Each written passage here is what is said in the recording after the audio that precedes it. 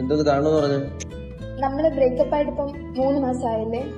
നിനക്ക് എന്തോന്ന് പറയാനുള്ളത് അത് പറയും. എനിക്ക് വേറെ ഒരുപാട് ജോലിയുണ്ട്. ഞാൻ കോളേജിൽ പഠിച്ചിരുന്നപ്പം എന്നെ പ്രപ്പോസ് ചെയ്തൊരു അരുണില്ലേ? ഞാൻ നിന്നോട് പറഞ്ഞിട്ടുള്ളതല്ലേ അവനൊന്ന് മെസ്സേജ് ചെയ്താൽ നിൽക്കല്ലെന്ന്. കഴിഞ്ഞ 3 മാസമായിട്ട് എന്റെ കാര്യങ്ങൾ കേൾക്കാനും മനസ്സിലാക്കാനും അവൻ മാത്രമേ ഉണ്ടായിരുന്നുള്ളൂ. എനിക്ക് തോന്നുന്നു അവനാണ് കറക്റ്റ്. കറക്റ്റ്. നമ്മളെ റിലേഷൻഷിപ്പ് തുടങ്ങിയ സമയം ഏതാണ്? നമ്മൾ കോളേജിൽ പഠിക്കുന്ന സമയം.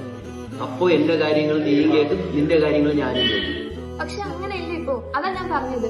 നീ മനസ്സിലാക്കേണ്ട ഒരു കാര്യമുണ്ട്. നമ്മൾ ഇഷ്ടപ്പെടുന്ന സമയത്ത് അവൈലബിലിറ്റി, നമ്മുടെ നല്ല കാര്യങ്ങൾ, ഇത് മാത്രമേ അവർ കാണിക്കുള്ളൂ. അത് കഴിഞ്ഞ് കുറച്ചാൾ മുമ്പോട്ട് പോകുമ്പോൾ മാത്രമായിരിക്കും അവരുടെ നെഗറ്റീവ് സൈഡുകൾ നമ്മൾ മനസ്സിലാക്കുന്നത്. ഞാൻ ഇതുവരെയെങ്കിലും വിഷമിക്കുന്നത് നീ കണ്ടിട്ടുണ്ടോ? കാരണം എനിക്ക് വിഷമങ്ങൾ ഇല്ലാത്തതുകൊണ്ടല്ല. എന്റെ വിഷമങ്ങൾ നിന്നെ കൂടെ പറഞ്ഞ് വിഷമിപ്പിക്കാതിരിക്കാൻ വേണ്ടിയിട്ടാണ് ഞാൻ ഇതൊന്നും പറയാത്തത്. ഈ സമയങ്ങളിൽ എനിക്കും വന്നിട്ടുണ്ട് റൈറ്റ് പേഴ്സൺ, എന്നിട്ട് ഞാൻ പോയോ? കാരണം എനിക്കറിയാം കുറച്ചു ദിവസം കഴിയുമ്പോൾ എല്ലാവരും ഇതുപോലെയാണ്. നീ ബ്രേക്കപ്പ് പറഞ്ഞ റീസൺസ് എനിക്ക് ഇന്നും ഓർമ്മയുണ്ട്. നിന്നെ ഞാൻ കാണാൻ വരുന്നില്ല, നിന്നെ ഞാൻ മനസ്സിലാക്കുന്നില്ല, നിന്നെ ഞാൻ വിളിക്കുന്നില്ല.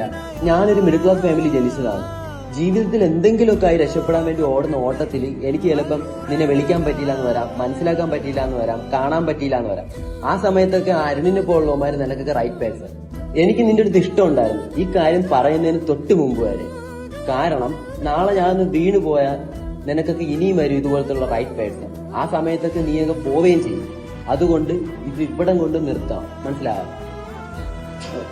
പിന്നെ ഒരു കാര്യം എനിക്ക് നിന്നോട് പറയാം.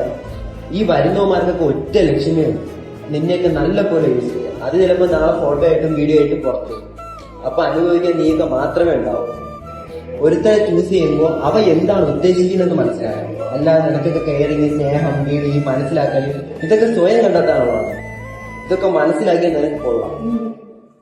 ഈ വീഡിയോ കണ്ടതി വെച്ച് എല്ലാവരും ഒരുപോലാണെന്ന് ഞാൻ പറയുന്നില്ല. പക്ഷെ അവൻ പറഞ്ഞ അവസാനത്തെ ഡയലോഗ് ഉണ്ടല്ലോ, അത് കുറച്ച് മനസ്സിലാക്കേണ്ട ഒരു കാര്യമാണ്.